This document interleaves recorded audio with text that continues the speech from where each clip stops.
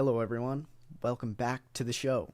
So, today I'm joined by Emiliano, and he's a dating coach. And he reached out to me on Instagram, and I'm excited to talk to him about the current dating trends and, well, his tips for men. And so, thanks for coming on, Emiliano. Yeah, Harley, thanks for having me.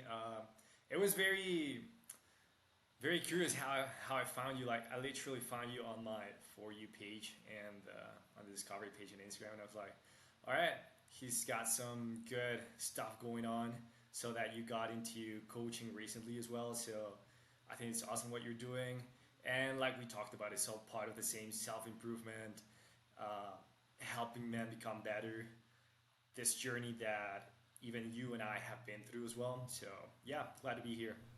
Yeah, man. Very true. It's all interconnected, all in the common goal of just becoming a better person, better man, etc. So yeah, I'm very excited to connect. But my first question for you is what what was dating like when you were young? Like why is dating your passion? Like I'm curious how dating was for you when you were young, getting to understand it, etc.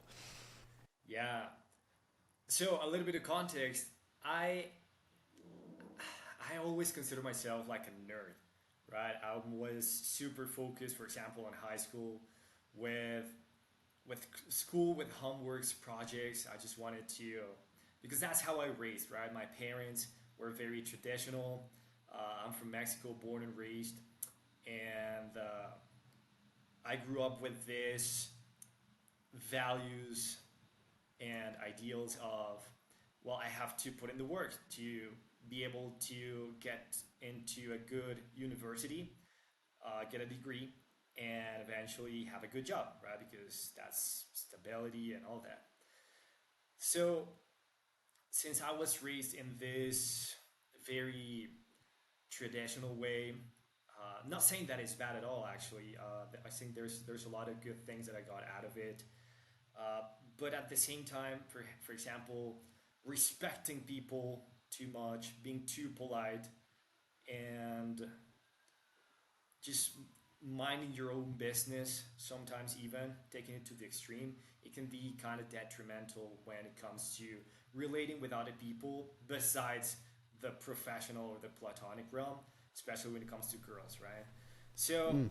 I was doing amazing, man. I mean, I was the singer and guitarist of this rock band in high school and college. I was a captain of the football team, but and I was doing great with my grades. I landed a good job, but I was not good with women. Like I Mm. always got rejected. I always got friend zoned, and yeah, I was just wondering, well, why? Because other guys, even friends, I saw that they were doing amazing. They were having girlfriends. They were meeting women here and there, and just having amazing experiences with these girls. But I was frustrated and confused because it didn't make sense to me. They were not what I thought was what women wanted. Mm. And well, long story short, I got into college, university. I studied mechatronics engineering. I graduated from mechatronics engineering. Mm. And that's when I actually started to put myself more out there, try different things, actually overcome fears, learn female psychology. I invested a lot in coaches myself, life coaches, dating coaches, social skills, communication, courses, programs, books, everything.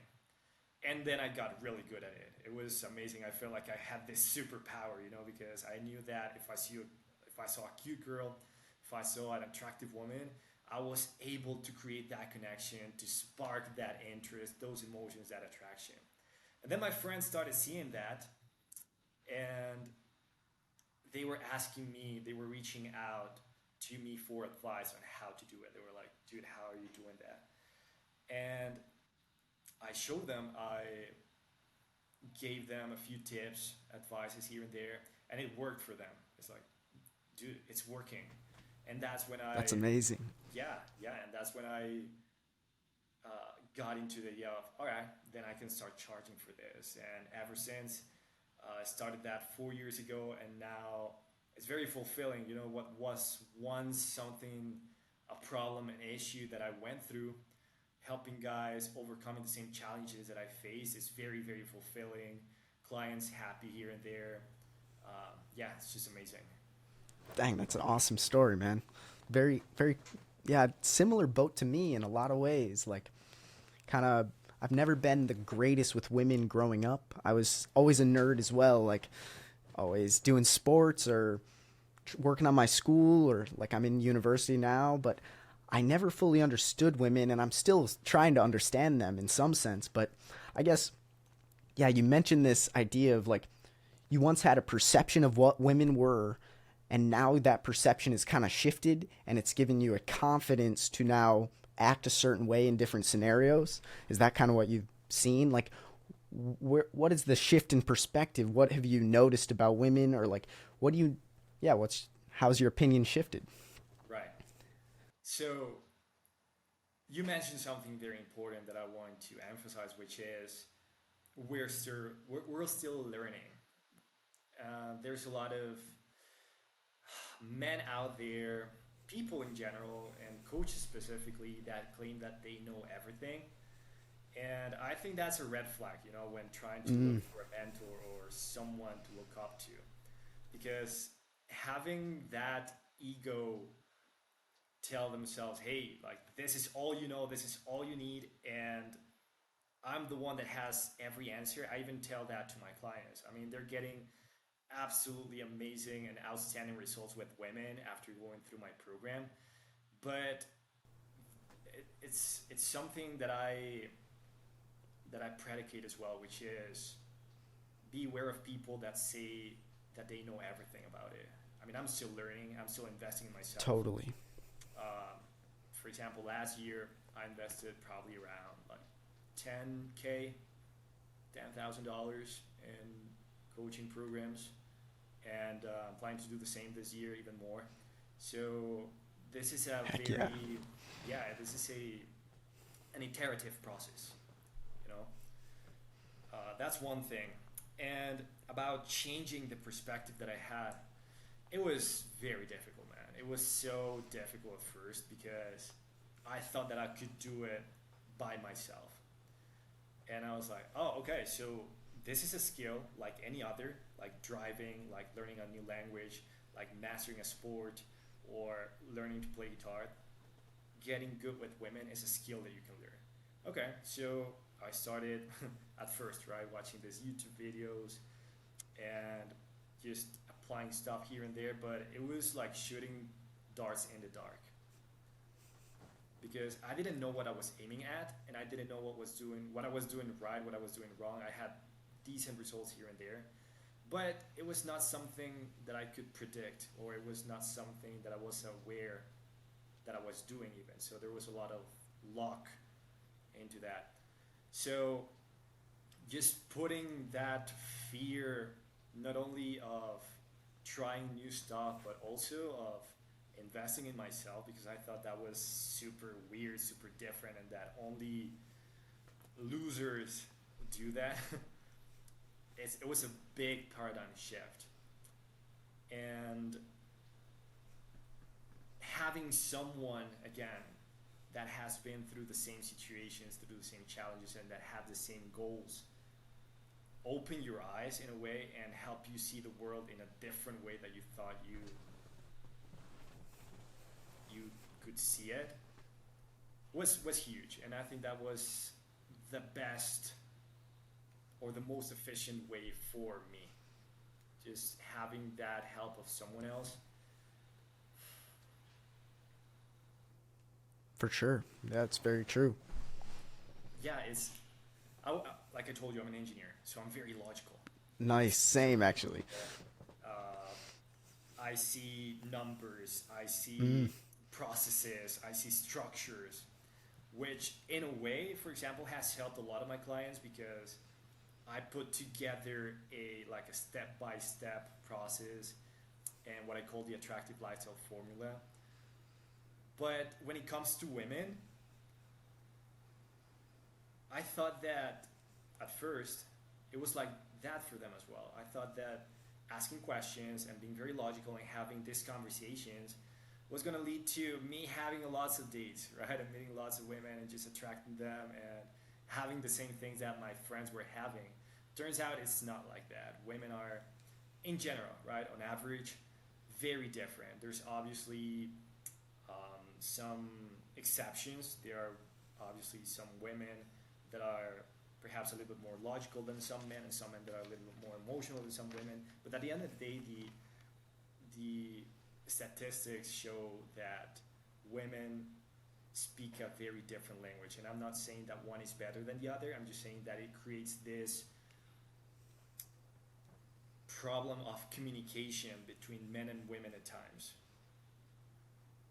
Sure. So yeah, like what would you say are the main differences between men and women that you notice? Like when you're walking up to a woman, like what's some like yeah, what do you notice that you have to do differently when you're talking to a woman versus just one of your buddies? Like for the people listening who are like in the scenario of like, man, I really don't know what to say always, or I don't know what to do. Yeah, yeah. So that's actually the big one, which is having that mindset of emotions are more important than the words said or an exchange of information was a huge paradigm shift that skyrocketed my results with women. Instead of having a conversation with a woman and telling her something like, "Oh, so like, what's your name? Oh, that's cool. Where are you from? What do you do? What do you like to do? Um, how old are you?" Right? This turns on and taps into the right side of the brain. Sorry, the left side of the brain, which is the one more logical. And Sure. what it does is she's thinking about whether or not you're a threat, even, or what role do you represent in the conversation. Mm, That's not something she will enjoy. That's actually that'll put her defenses up.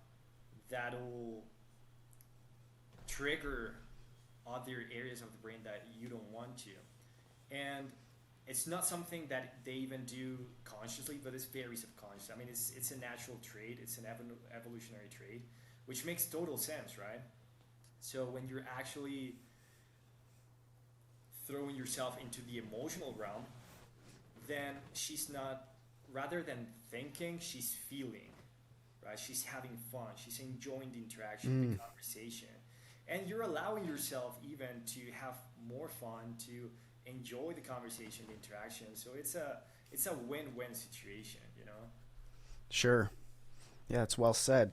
I've totally noticed when talking to women, like there's a few strats, but the one strat that works for me is like instead of worrying and thinking too much, it's like just be curious about them and ask them a few genuine questions of who they are, and like they'll be able to sense whether or not you're, like you said, a threat who's like, I'm not talking with this guy, or it's like, oh, this is just a guy who's genuinely curious and interested and confident enough to talk to me, which is a beautiful thing to see because a lot of guys don't have that ability, it seems.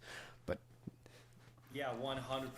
I mean, just by approaching a girl that you wanted to talk to, you're already separating yourself from 99% of the other guys because they never do totally. it. So just by doing that, you're already there. You're already sparking emotions. And again, I'm not saying that having a logical conversation. I'm not saying that asking questions like that are like it's bad, because at the end of the day, there has to be a comfort or trust element in interaction that can only happen when you're exchanging information like that. It's like, all right, I know more about this Mm, guy. I know that he's not a weirdo for or sure. that came out of nowhere. But if you let her know more about yourself, you gave her context and all this, and you're creating that comfort, that connection, that trust. But at the same time, you don't want to spend a lot of energy, focus, and time of the interaction in that realm. You want to step out of it. You want to tap into also the enjoyable teasing, flirting, and challenging each other. You know that's what makes you.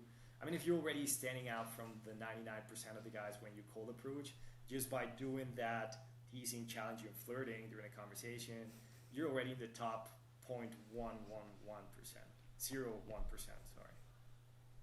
Sure, yeah, that's well said. It's like it depends. Like, what is one's goal? Yeah, I'm just trying to picture. Like, sometimes if I've only approached a few women because I date. I've been dating. I've dated two people, and I'm currently dating one for about 8 months. And my approach has been like a serious kind of curious, but also maybe like you said, teasing and flirting. But it just depends, I guess. What's the man's goal? Like, what scenario are they in? Are they at the bar, and is dating really mean just going home, or is dating meaning the long term for the next many years kind of thing? I'm just more serious in how I approach things, just in general. But it's like, I'm curious, out of the men that you're trying to coach, are a lot of them searching for a long-term girlfriend, would you say, or less, or more the casual side? I'm curious. Right. No, that's a really good question and something that I wanted to get into because there's there's guys out there, there's clients that when they start working with me, ask me, you know what, this is the type of woman that I want, right? This is the type of relationship that I want, and it varies. There's some guys that tell me, you know what, I actually just want to date more, have more abundance of options and my dating life and my sex life. Or there's other guys that tell me, you know what, I'm actually looking for having a relationship long term with a high quality woman. However, although it's important to have that in mind because there's some details that you have to take into account with each other, the principles and the fundamentals of attraction are very much the same. So even if you want a long-term relationship with a high-quality woman, you cannot find, meet, and attract her if you don't understand those fundamentals of male female psychology, social dynamics, attraction, communication skills, right? So I like to tell it as a metaphor, right? I will teach you how to drive. So Mm, whether you want to drive sports cars or race cars in Formula One, or you want a minivan, for to get the job done in the long term. I mean, you have to learn to drive in the first place. that's that's that's a good analogy. I like that. Yeah. So that's the thing. And here's another thing about it. Clients or other guys that are telling me, you know what, I don't want to attract this girls, right? I just want this one girl. This is very common. I Mm, want this particular girl. But here's the thing: nobody wants what nobody wants, nobody wants what nobody wants. and this is what I mean with it. If you're not working on yourself, on becoming a high value man, Mm, on developing these communication skills, then you can't really focus on this one girl and expect her to like you back if you are not done with that process yet. And by going through that process, it's natural that you're going to attract a lot of women, a lot of them. yeah, that's well said. Like, I heard a quote once where it said, if you want a 10, you're going to have to become a 10. Like, no one wants what no one wants. Yeah, it took me a minute, but I'm like, this is very well said. So many people, it kind of reminds me of the thing that I talk about a lot, which is the idea of porn, where it's like, I want a chick with perfect body. Ooh, it's got to check all these things. But then you look over at him and he's kind of like, you know, he's not that good looking. So it's like, and your life isn't that put together. So it's like, maybe you should start grinding on yourself, and these higher quality women will truly flock to you because there's such a huge plethora of weak men out there. So, Yeah, and yeah, that's something very true, because there's a lot being said out there in like the manosphere and other dating coaches, and totally. there's a bunch of information out there, and they saying, you know what, the dating market is chaos, it's worse than ever, and it's basically hopeless. I see that as obviously it's not good in the big picture because society is turning away from good things, good values, proficient, capable, strong men. But at the same time, the bar has never been lower, man. Back in the Totally. day, it was relatively easy. I mean, if we go like 50 years ago, um, my parents, for example, that generation, it was very relatively easy compared to this day and age to meet women, to find a good girlfriend, eventually marry her, and build something together. Now it's super difficult, man. But at the same time, that's an opportunity because not many men understand these concepts. They don't go through this process. So it's very easy to stand out from the rest of the crowd as a man. Yeah, exactly. It's it's like you said, the nuance. I like how nuanced you are and analytical about all this because I'm kind of similar where it's like in the broad view, it's not it's kind of a saddening scenario and yeah, a lot of people are not doing well in the dating dimension, but that means your competition is way smaller. If you go to the gym, you're and you put in work, you could be one of the most alpha, I don't need to say that word, but men that are competent and confident at the same time and are, you know, you can become that man in just your habits so much easier than any other time. Like, oh man, I love this topic because I'm so passionate about like because I see some people just they're just living a life that is just not they have so much more potential and you can just reach that just in changing your life and that's exactly what a mentor is so useful for like that's why being vulnerable with your problems I'm like I have this deep insecurity. I don't have the confidence to walk up to women. If you don't tell anyone that and you pretend, good luck. But if you go to someone like Emilio or any person and explain and have a mentor through that, you're going to get through it. And so, yeah, I'm any man can just change their life very quickly and it's awesome. Yeah, and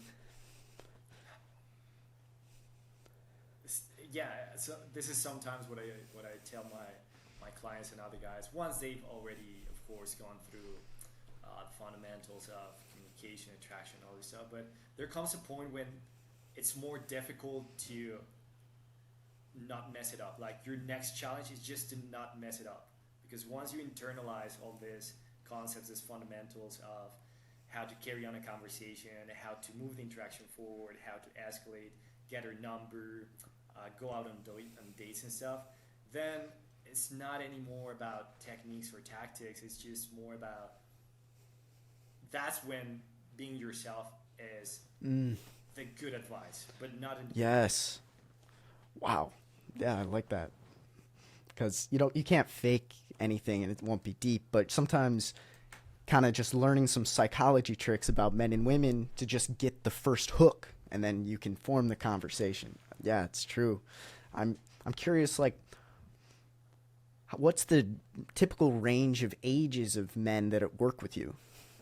Right. So um, right now, the youngest client that has worked with me for the past couple of years has been 23 years old. I'm currently 29. The Mm, oldest guy that I've worked with was 45. okay. So usually they're closer to my age in terms of range. Most of my clients are in their late 20s, early 30s, but yeah, that's mainly the range. And also, there's a reason to it. There's younger guys that have reached out to me. You know, they're like, "Hey, man, I actually resonate a lot with what you're talking and your videos and your reels. I want to see how I can work with you." And then again, it's at that stage, for example, if they're 18 or 20, then there's still some maturity that I'm looking for in a client. Mm, So that's well said. they have a very different perspective and vision of what they want, and no amount of coaching is going to make him and me compatible to work together. Hmm. Same goes with older guys, right? If they're in their 40s or 50s, late 40s or 50s, then we have a very different vision again of the world. And sometimes when you get to that point, it's very difficult to be coachable. And I think that's completely essential for my clients. And that's a skill that I developed myself to learn to improve as you have to be coachable, which Hmm. means being open to feedback and actually trusting that mentor. Sure. Probably also like going through with it too. I bet there's maybe some people who like do it and then they don't give it their all, and then it's like it's hard to coach someone who doesn't give it their all. Maybe I'm just guessing, but No, you're completely yeah. right. It's you can't be a babysitter. I'm not anyone's babysitter, and sometimes if someone doesn't have the energy or the desire to get this kind of results, I mean, there's a solution for everything, right? And that's what I tell my clients. Hey, you have to be 1,000% honest with me and with yourself, right? So if you feel like there's a block or there's a challenge you're facing, you have to be completely open, and we can find a solution together. There's always that solution. I've seen countless of scenarios, situations, and different contexts between people, between clients. But the one thing that I cannot do for you is like go out for you and Oh, sure. just put in the work. Exactly. And that's where this whole idea of investing in oneself, coaching, it's like it when you're in that sphere, typically the people you attract are people that want to better themselves, which is a good thing. Coaches, they attract people that want to improve. So that's good. So I'm just curious, what percentage of guys like do you take on that give it their all and that you can help versus, yeah. Yeah, so that's why I'm lately, and thankfully, I've been way more selective with the people that I work with. At first, when I started about 4 years ago, it was a complete different scenario, right? Because I was trying to learn how to be a better coach, so I wasn't even charging for the clients that I was getting, Mm. right? Back then, I had my job, which was sales engineer and this corporation, but then slightly transition into coaching the more that I saw that my clients were seeing results with this approach that I was giving them. And right now it's the contrary. It's being very selective about the people that I want to work with, because I could take on maybe 10 low quality clients that are not going to put in the work, that are not coachable, and with whom I'm not compatible. But it's not going to be as fulfilling as having that one client that really puts in the work and Totally. that we match in our values, in our vision, and that is when that happens, it's super easy to just get in results, man. It's super easy. Mm. Yeah, that's good.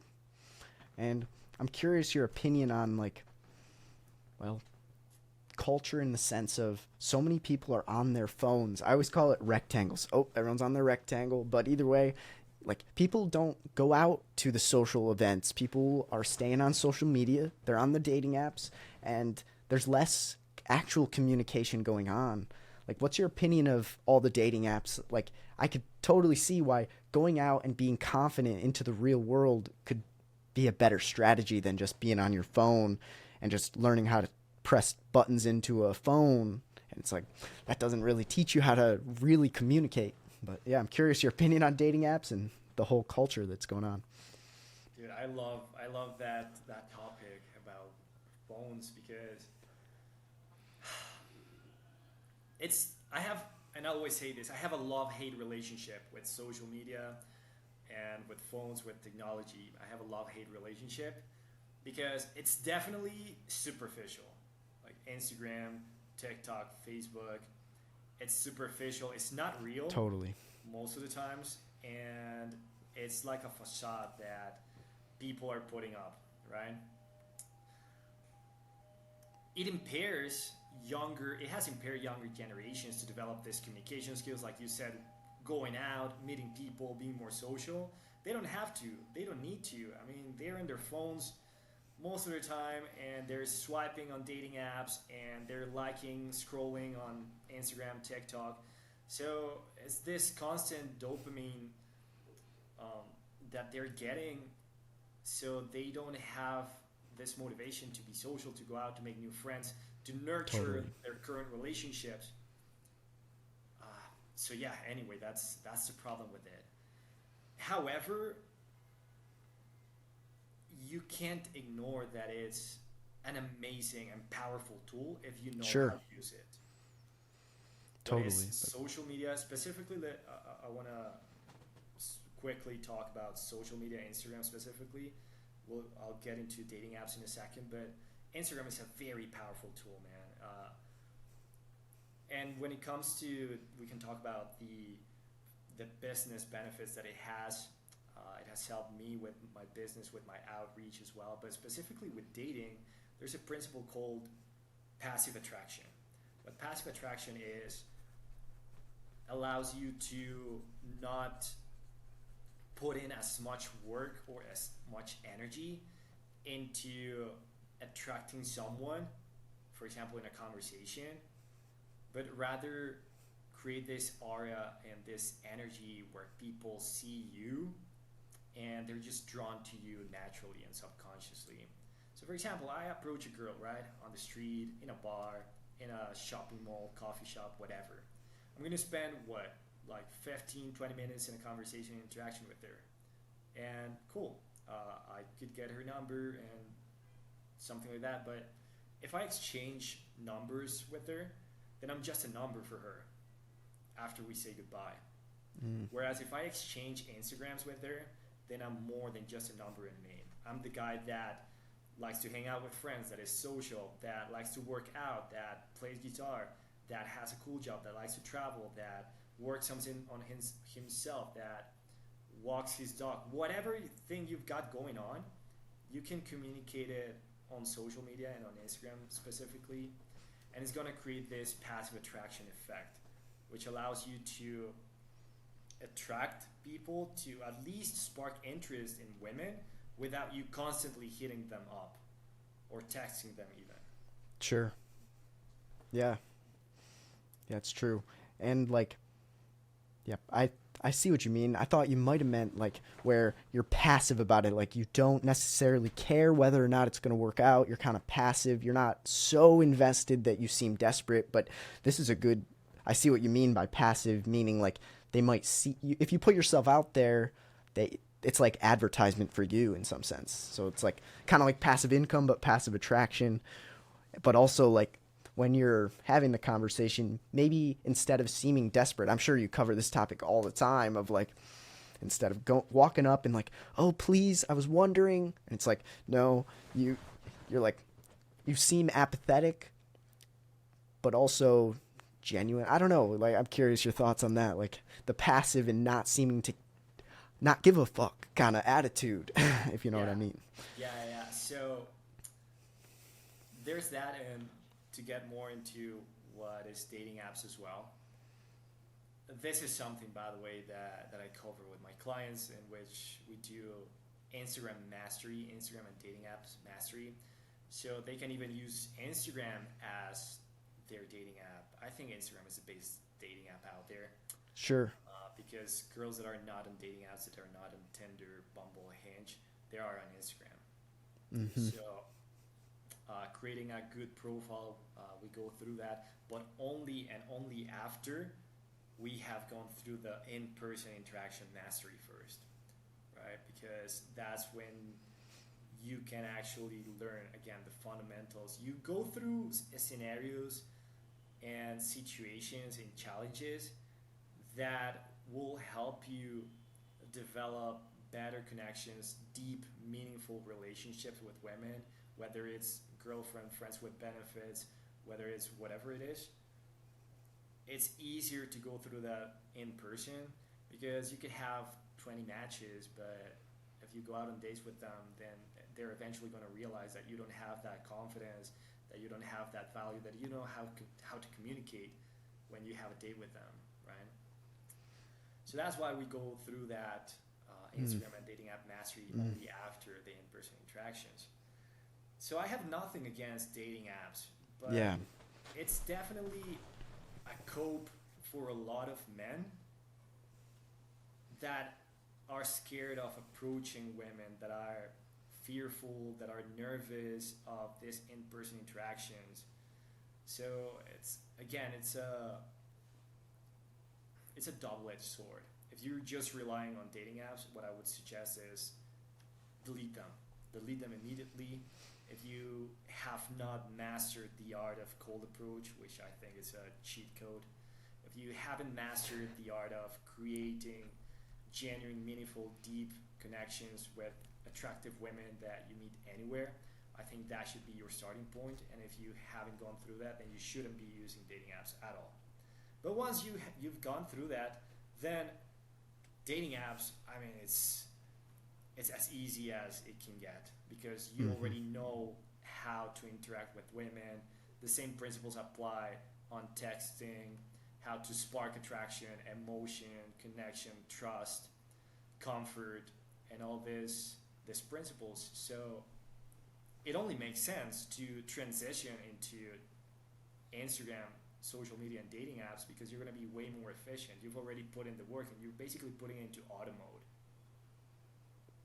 Yeah, that's a good answer. Yeah, I see what you mean. Like, that they're great tools, but they can be vices if you don't understand understand the actual communication piece.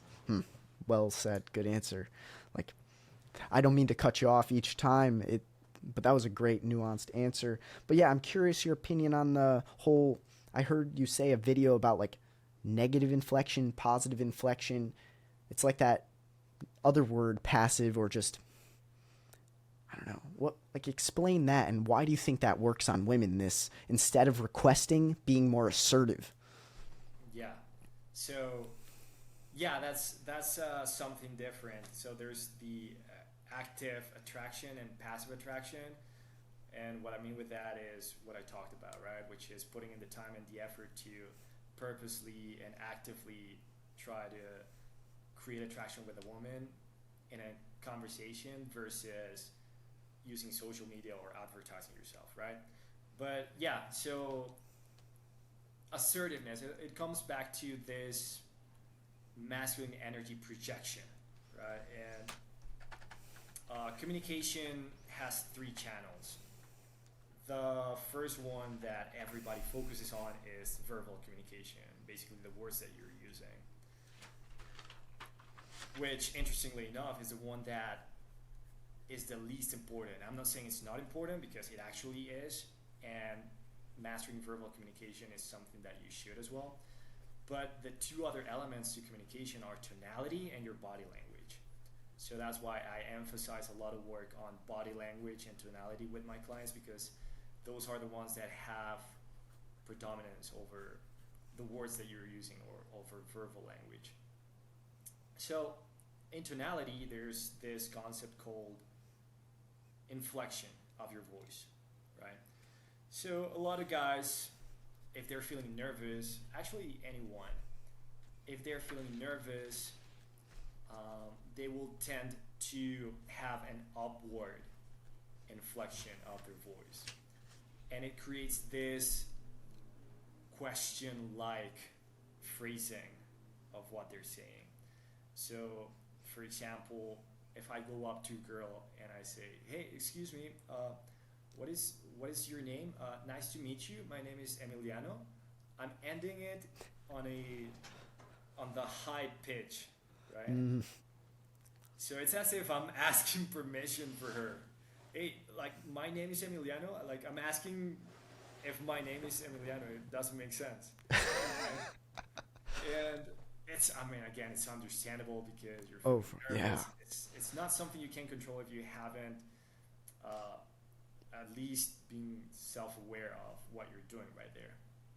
Whereas having this downward inflection, it commands authority, masculinity, and assertiveness and confidence in general, right? So, hey, excuse me. I mean, I was walking around here and I saw you and I thought you were really cute. I like your style and I wanted to meet you, right? I'm ending it on the lower spectrum of the pitch voice,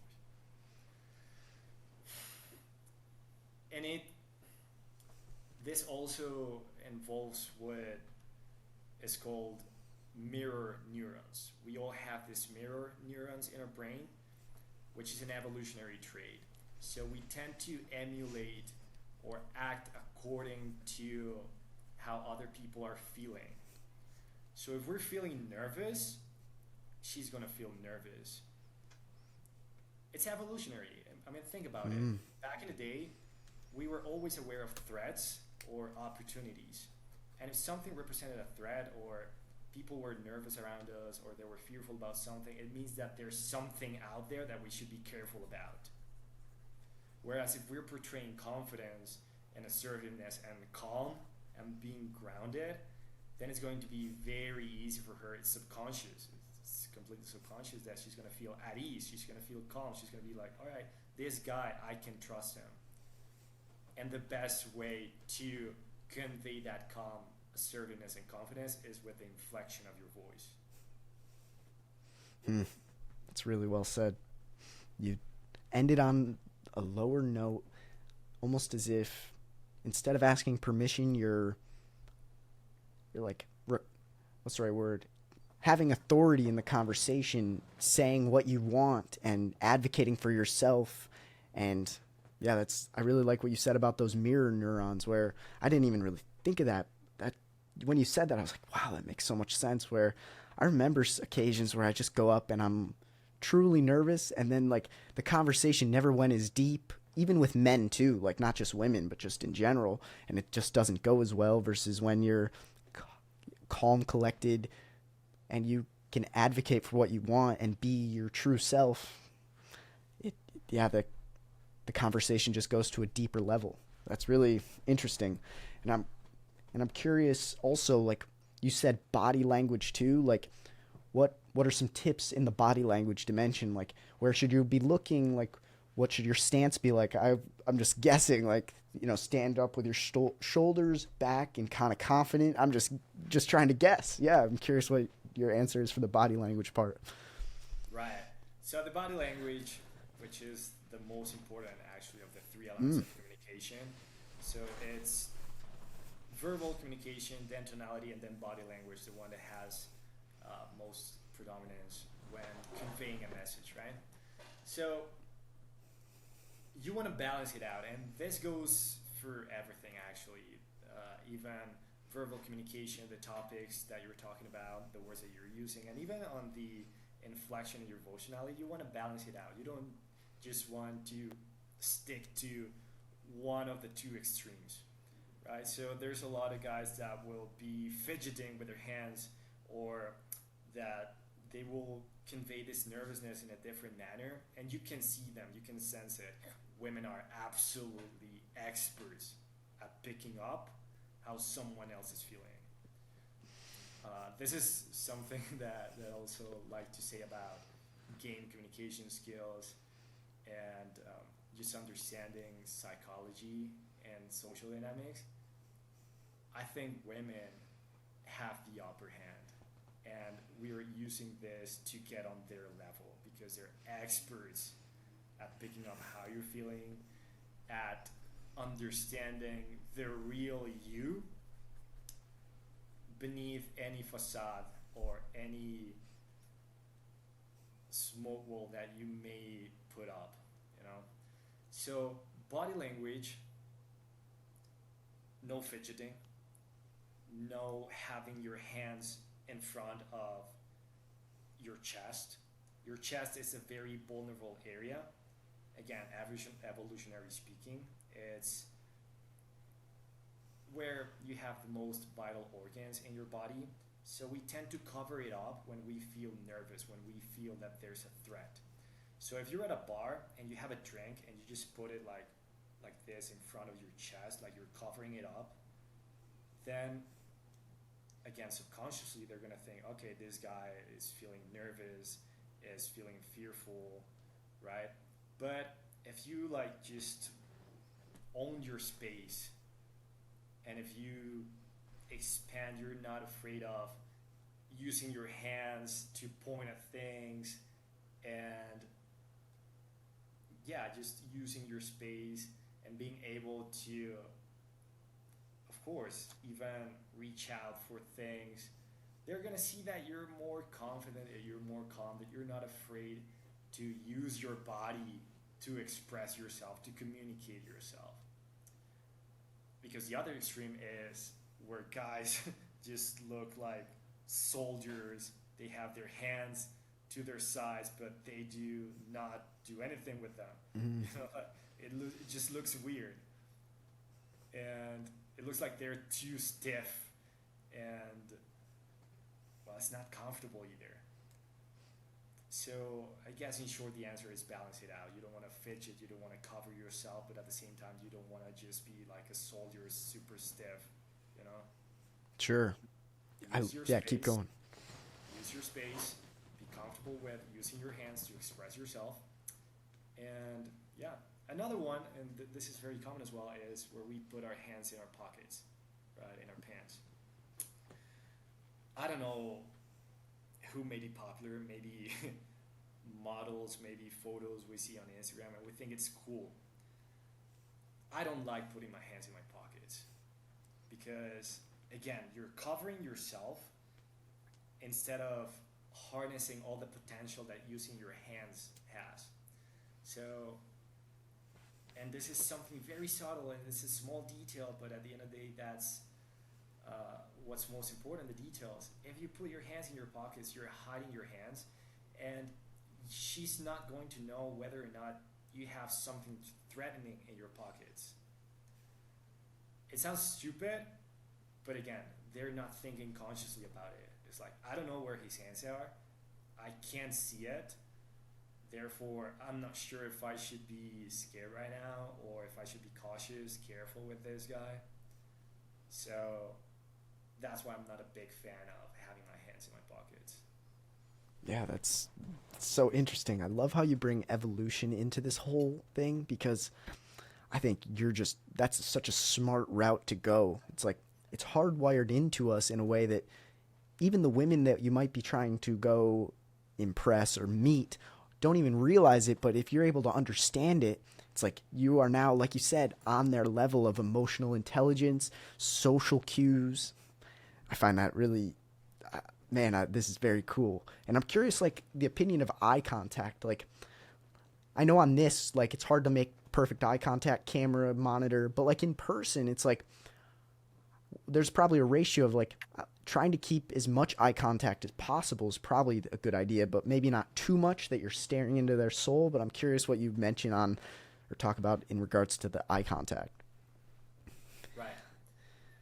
So interestingly enough, this is the question that I can actually make this point, which is it depends. To every question, I think the answer is it depends. Not only on the context and the situation and on the person, but also on the level of experience that you are with women.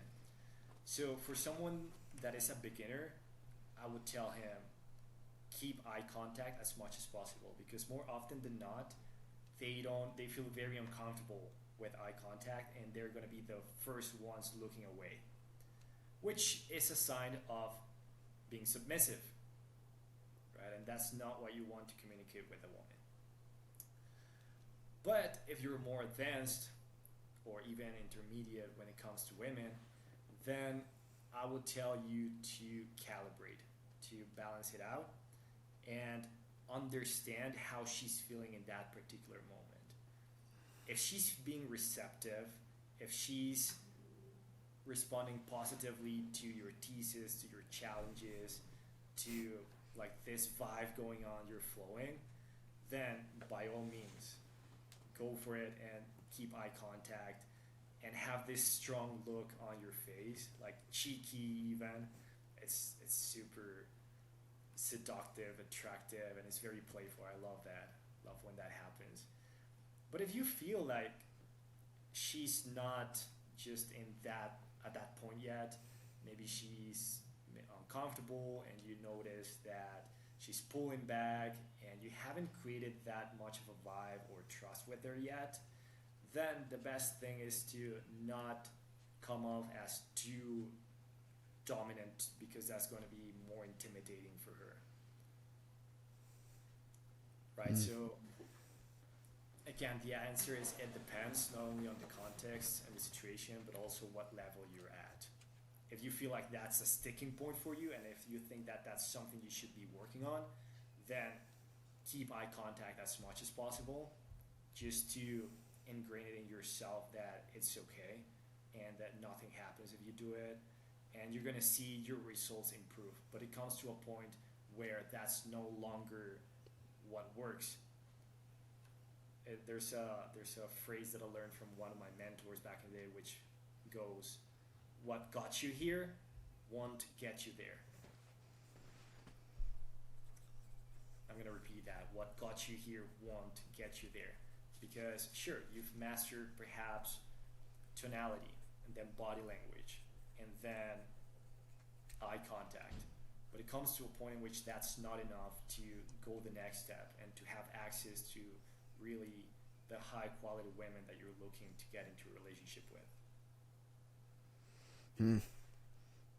Yeah, it's very interesting. I like how you highlight like the different levels like of experience, and yeah, you almost have to put yourself out there. I remember you said a little bit ago where you're like, just going up to women is a cheat code. It's like, that's the cheat code, people. It's going out and getting experience and meeting as many women as you can, getting rejected regularly. Wouldn't you say? I bet, like, I don't know, so many people are afraid of rejection when in reality, one rejection is just maybe a pivot point for the next success in some sense. Like, but if you're getting zero responses whatsoever, a few rejections is actually optimistic and the right path to be going towards. And yeah, I like how you say you need to practice this, and there is a way to practice this. Yeah, Yeah. it's like, for example, back in school or back in college, if I was a freshman, or it was in the first semesters, and then the professor came up and it was like, all right, well, we're going to learn how to program a robot right now, right here. It's just going to be too intimidating, and maybe I'm going to try it, but I'm just going to drop out because I'm not going to get the results that I want with it, because I haven't gone through the basics of engineering, of control. Maybe I'm getting too technical in these terms, but that's what that's what I went through, right? That's what we went through.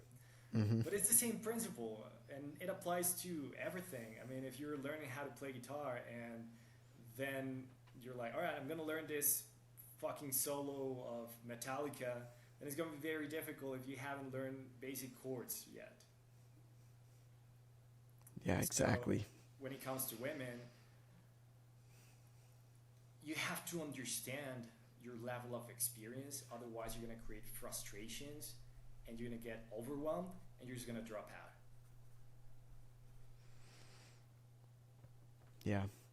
It takes I think, yeah, like going through some practice rounds and getting your confidence kind of smashed down is like probably the best thing for you, because then it forces you to grow. Like, I bet it's probably, we all, like, girls are the people who reject the guys. The guys have to learn how to be rejected somehow. And like, if you're not fearful of the rejection and that's a sign that you've done enough practice and maybe you are comfortable. And I'm sure it doesn't take too many tries of like, but I'm not sure. It probably totally depends on the person. I shouldn't generalize here, but it's the more you practice and then the woman is going to be much more comfortable because the less nervous you're going to be. Speaking of the mirror neurons, yeah, I'm just kind of reiterating and kind of like locking in what you're saying, because it's useful stuff. Even if I'm not dating, it's just useful for like interacting with anybody.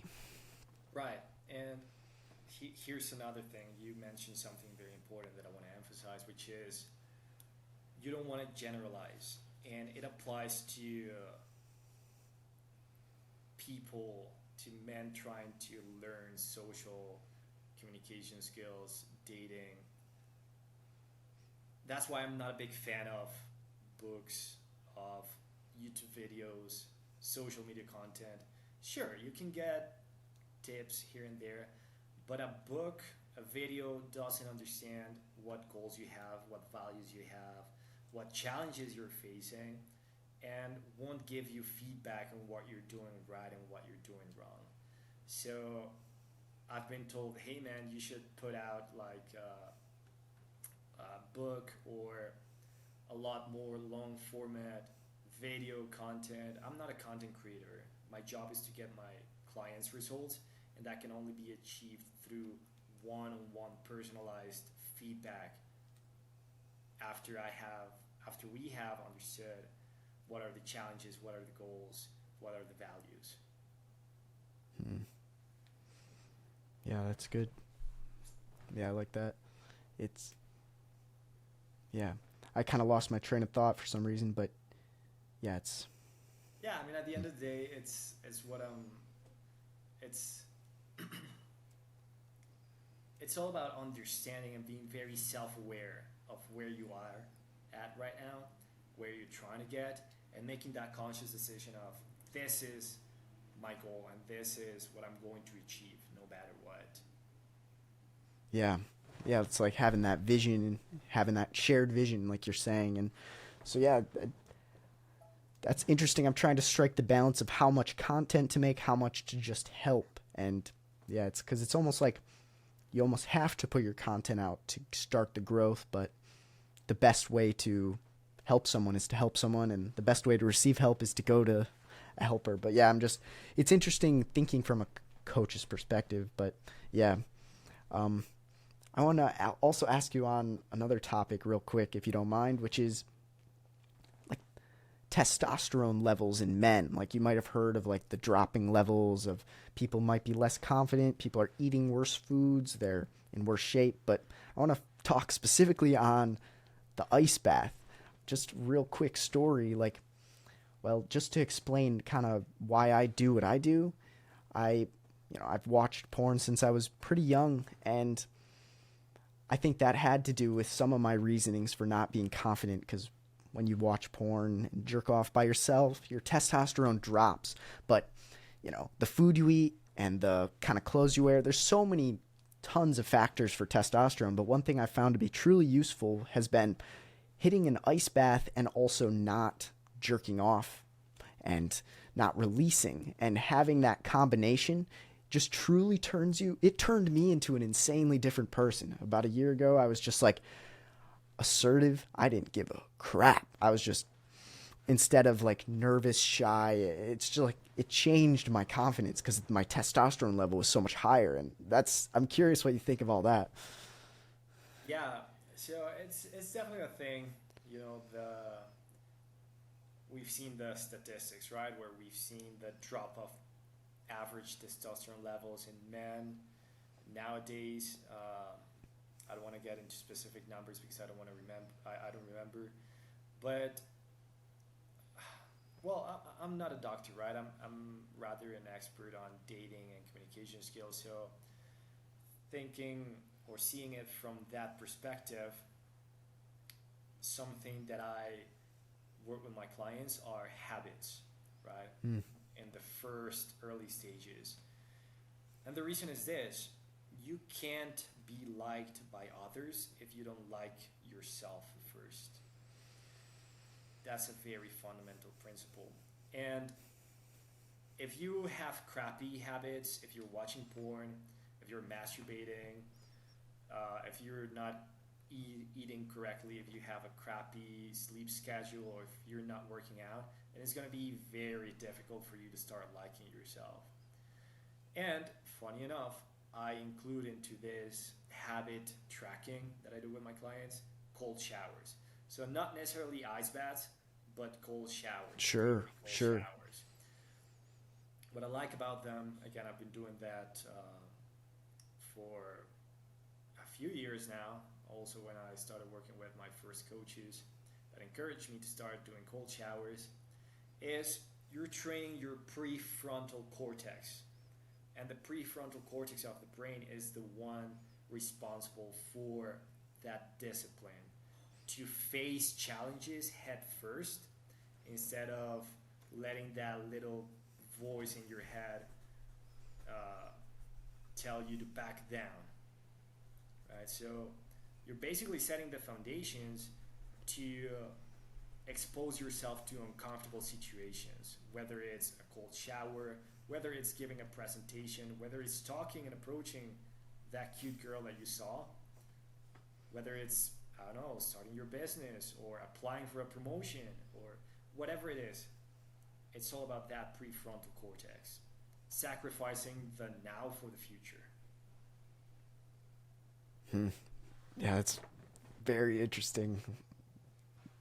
This is blowing my mind, kind of, and it's like you're able to sacrifice the present for the future. You're able to purposely do something that makes you uncomfortable or strengthens you, or it's like the more that you're able to do something that you don't want to do, the more disciplined you are, and also like the more capable you are. Almost like if I'm trying to think for evolutionary reasons why a woman might want a man that's like able to confidently make a decision even in like an emergency. Like there's going to be emergencies in life. She's going to want some kind of protector, a person who's confident and a person who can handle himself in emergencies and has that kind of confidence. And I bet this all kind of ties together. Like you kind of have to have great habits, be confident in yourself, and be a man that can, not be in charge, but just kind of at least be in charge of himself and, I don't know,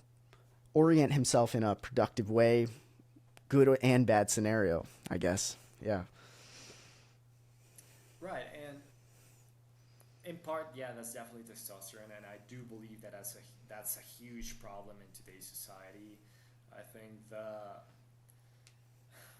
think it's important for men to be men and for women to be women.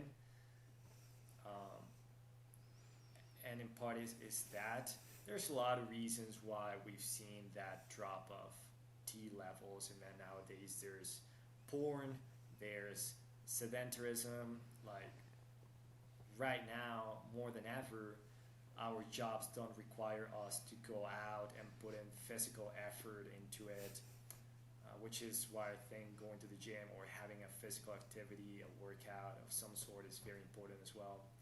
There's other factors like the diet that you're keeping up with, sleep cycles, stress levels, bunch of reasons, right, why testosterone levels have been dropping.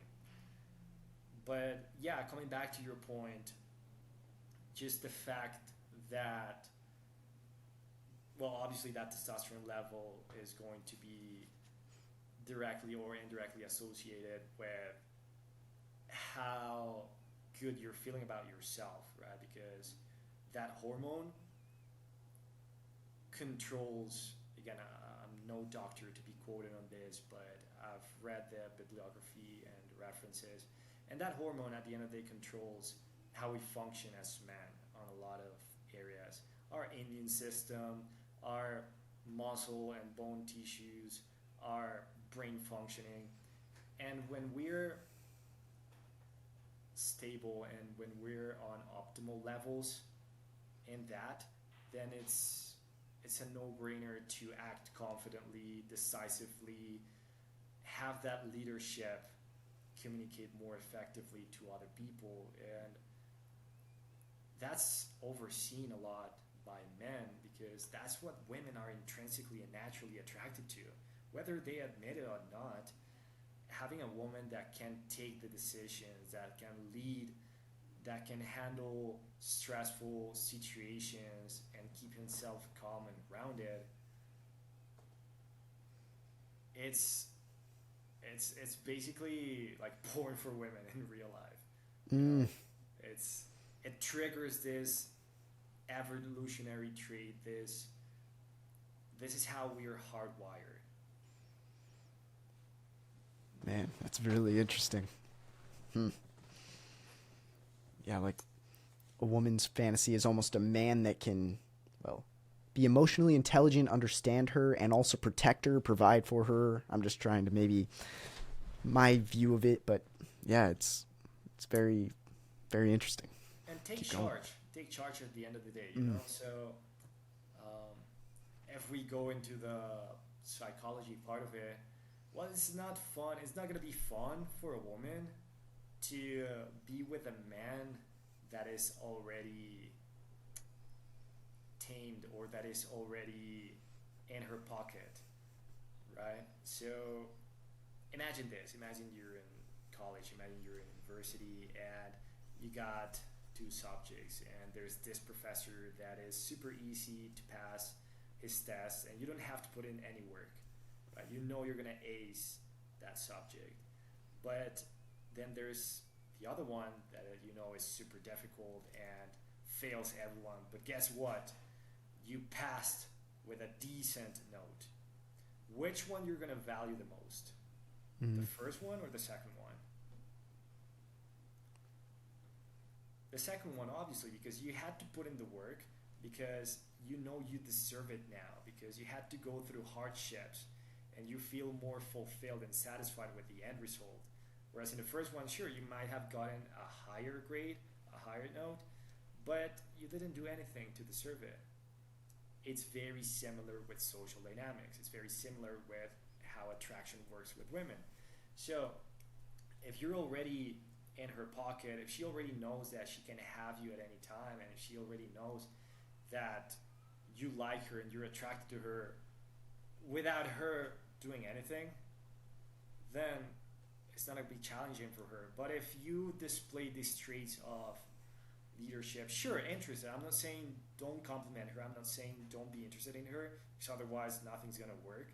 But if you have this other elements of communicating that you have options out there other than hair, if you have this edge, what I call, and even bad boy vibe, not in the manipulative or wrong way of understanding that word, but just communicating that you have this edge, you have the traits of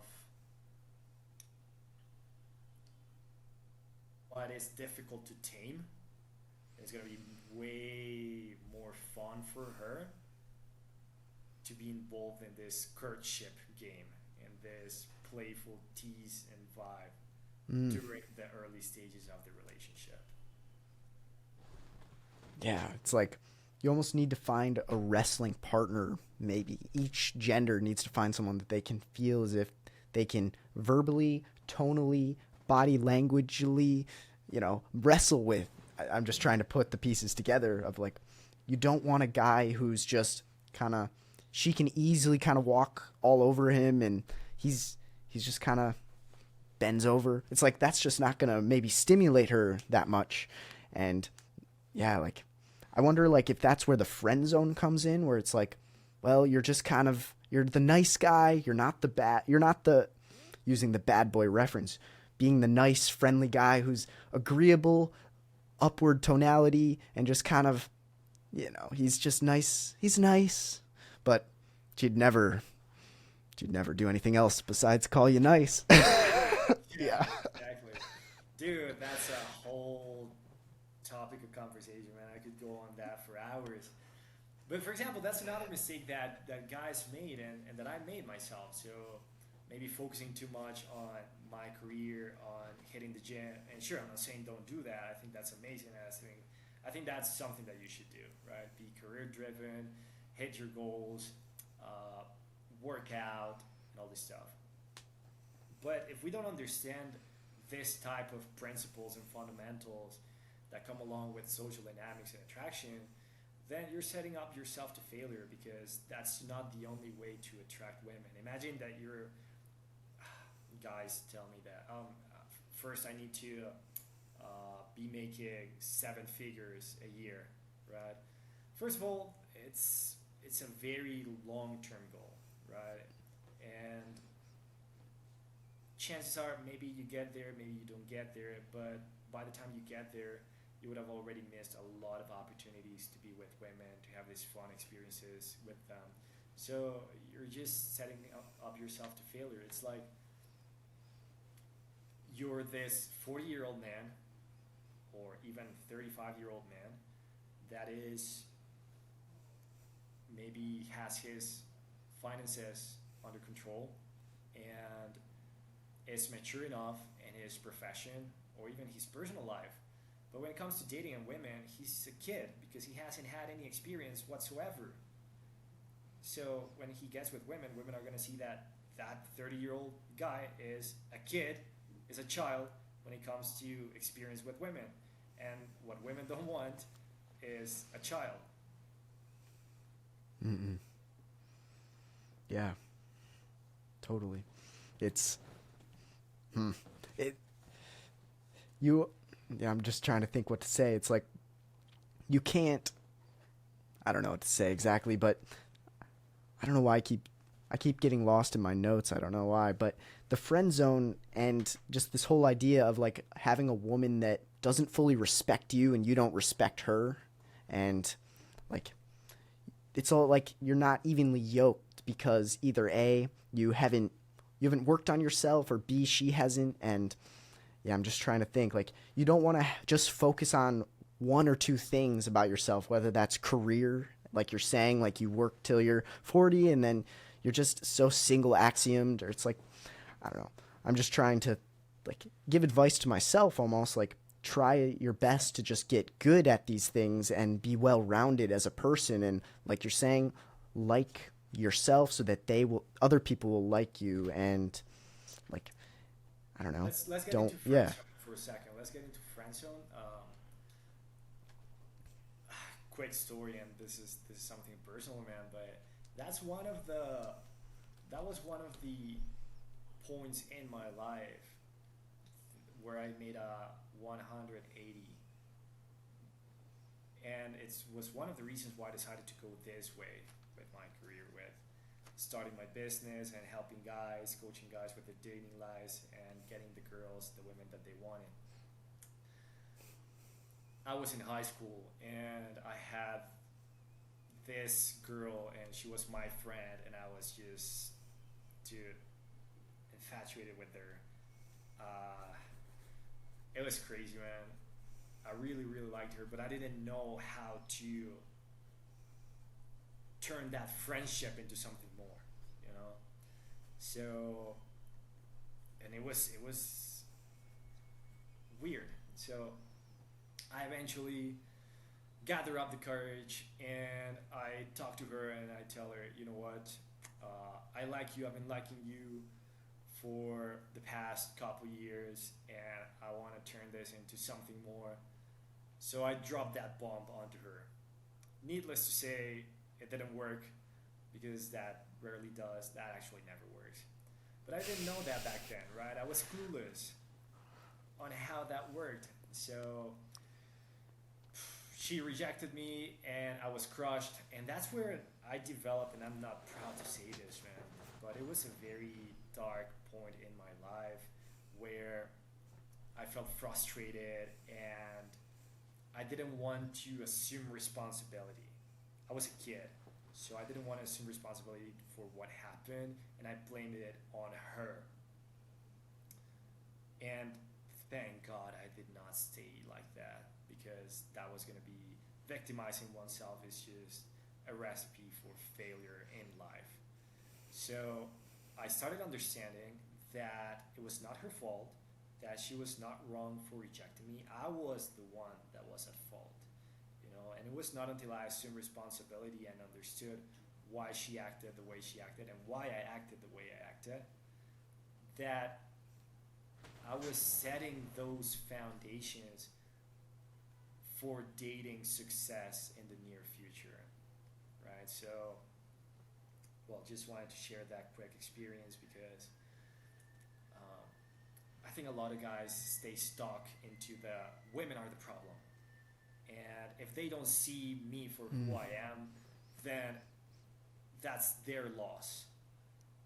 When in reality, there's so much more that you could be doing, and maybe you have these blind spots that that you're not noticing in yourself, in the way you carry yourself, confidence, game, communication skills, charisma, attraction, psychology. If you're not understanding that, and you're just blaming women because they're rejecting you left and right and putting you in the friend zone, then dude, that's a terrible way to live life. Hmm. Yeah, man, that's it's true. It's you you almost have to go through the hard phases, and well, you'll respect yourself more, and she will too. And like, you can't be a victim in it all, because like, oh no, a person rejected me, oh no, I am not enough. It's like, it's all these optimisms if you look at it from the other side of the coin, where it's like, oh, she didn't want me, I wasn't good enough. Good, that means I can become better. It's, Yeah, yeah. I mean, look, man, life is already difficult and there's a Mm, lot of suffering in life, but you don't have to make dating another problem. There's so many experiences, fun, healthy experiences, and just joyful things that you can go through with a woman. mm. And you're missing on all of that just because, oh, I don't have the time right now, or no, it's their fault. Like, I'll get it handled later. It's amazing what happens with your life, and I think that's what it's all about. This moments where you can spark that connection with a woman you really like, and she likes you back, and you feel that thrill, and then you get her number, and then you kiss her for the first time, and you touch her, and then you go out together, you hang out, and you develop this relationship. I think it's something very, it's something just joyful. There's something exciting about it that men are not longer experiencing because a number of reasons.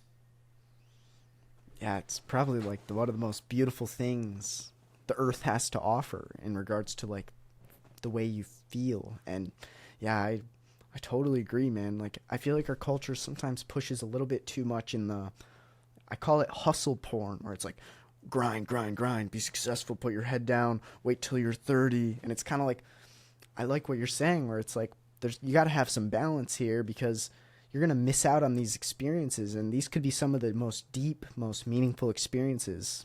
Like, and they've been for me, like, the deep conversations I have with my woman is like, those are the most interesting places I've been, just in conversation for the most part. And so, yeah, I totally agree with your analysis of like, you shouldn't let that side of life, like, you shouldn't like turn your head to it for too long, because you're missing out on some very beautiful things.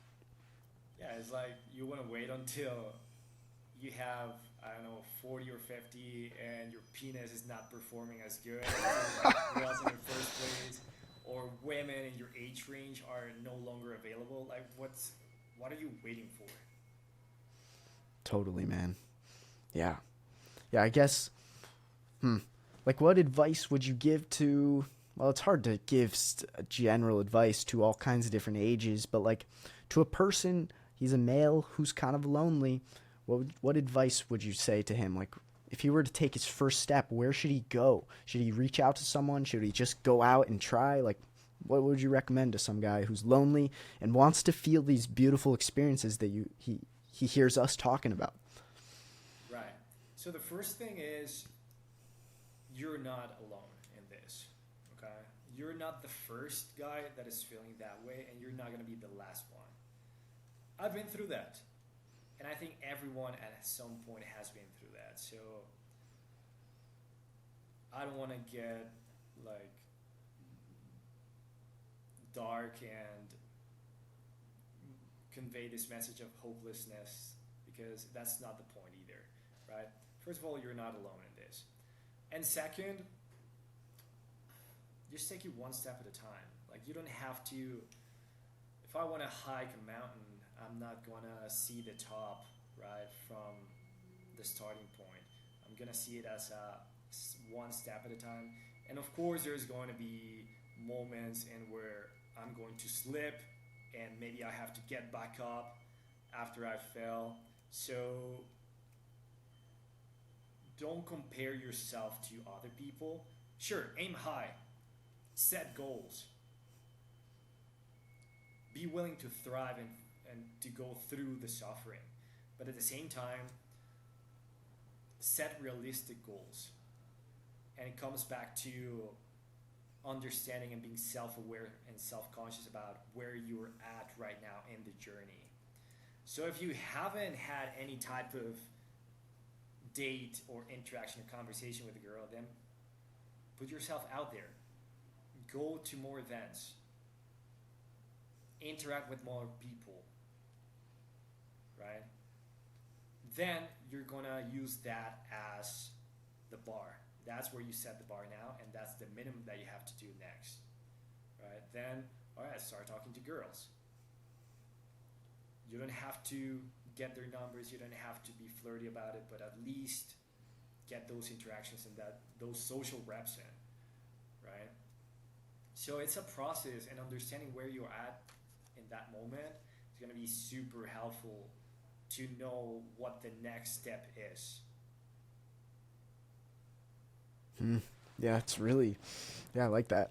It's like you just have to start putting in the reps. You have to understand where you are and, well, start putting yourself out there. And yeah, I totally agree.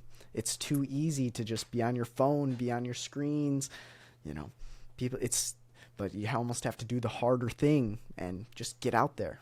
And yeah, I agree. Yeah, so, and of course there's different ways to do it.